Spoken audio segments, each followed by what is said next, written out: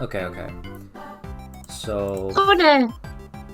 wait, am I streaming right now? Yes. Am I? Oh wait. No, I'm Am not. I? No, Oh no. wait, fuck. I'm looking at my own stream. Hold on. Wait. Okay, okay. You see it? Yes. Okay, so the first thing I like to do Mhm. okay, hold on. So first thing you want to do is flatten the layers, and then you want to duplicate it so that we can see the changes back and forth once I do make the changes, and you can like put a mask on it and erase out the parts that you don't like. Okay. So the first thing you do is go under filter and then camera raw filter. Mhm. These settings are pretty much all your adjustment layer settings. So like I can adjust the contrast, right? I can adjust the exposure. So when I look, Oh, I didn't know this. yeah, so when I look at the contrast, like we want to up the contrast in the most important areas, right? But if we put it too high, then the black areas just get too black. So I'm gonna do it to the point where I think it looks a lot more contrasty and punchy. And then maybe the exposure can go a little higher, I'd say. Or maybe we can just put the highlights. Yeah. I like the higher exposure too. That was nice. Yeah, maybe not too high. This is good. Shadows. I mean, playing with the highlights and shadows is pretty much playing with the contrast anyway, so... Okay, so we're gonna go one by one, and so if we go back and forth, we can see we popped out the face a lot more, right? We don't necessarily have to do this, but now we're gonna adjust where we want the contrast to be seen, which typically, we want the contrast to be on the focal points. So I'm going to erase out... Very fucking high. Wait, sorry.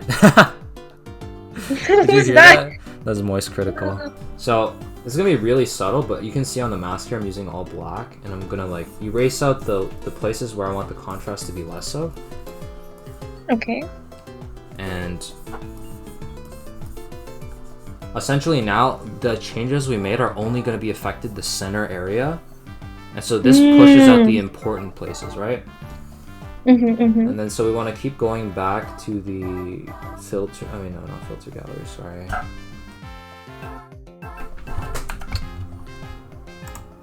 Go to the camera raw filter.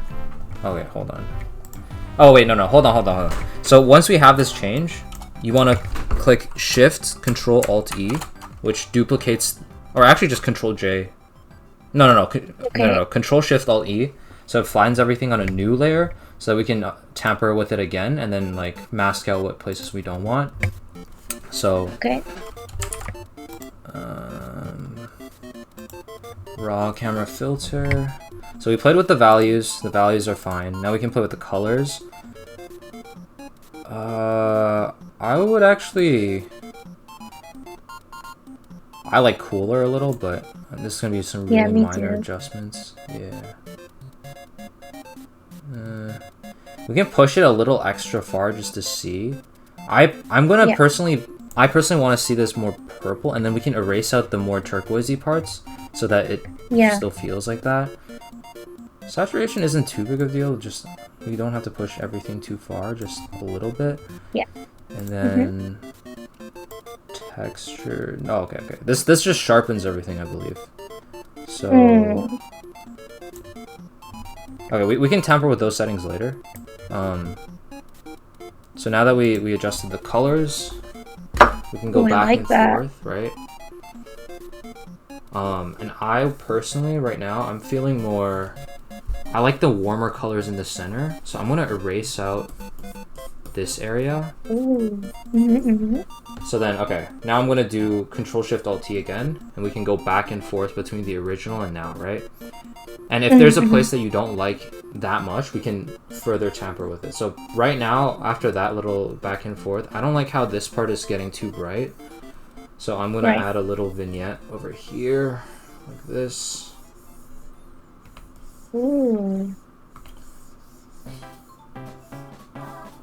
Just so that, yeah, just so that we can have, and the vignette setting is also in the camera filter. Wait, let me type this actually. So Write some notes. So you see this vignette? you can actually just do the vignette over here, or you can do like a brighter vignette. Oh, okay. Yeah. I like I like the brighter vignette. It like looks the like one of brighter? those Facebook filters. Oh yeah, like the. Or you can add the hearts in.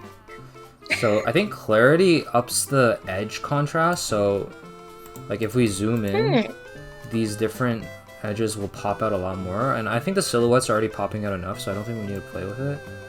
And then text. See, if we put texture down, a lot of these noisy areas will get simplified out. Oh. And then if we do too sharp, then it'll be a lot more contrast. I think we don't really need to play with this setting.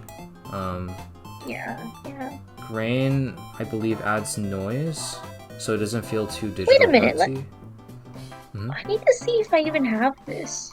You probably have it. I don't have it. I don't have it on CS6. Okay, in that case, I can show you each one individually. Like it's just like summarizing all the adjustment layers you can play with, but each one you can find later on. Because I don't have the camera raw option altogether, so I probably will have to find another. Maybe it's got a different title or something, but I'll find it. Yeah. So for the curve, it's also a value thing. Since we already played with the value, I'm not gonna go into that. Color mixer. You can make the overall color all follow one color. For example, like. Wait, no, hold on. No, this is the if I can change the red into a more orangey, or I can make the like. Oh, so it's like selective color, right? Yeah, selective color. And then I don't really care about that right now. I care more about color grading. So color grading, okay. We can change. So based on the lighting right now, I see that the turquoise lighting, which is a cool lighting, is affecting the close character, but behind her is warm light. Yes. We can choose to push the turquoise light to overpower the warm light, or we can choose to push the warm light to overpower the turquoise light, depending on what you want. I personally think that the turquoise light...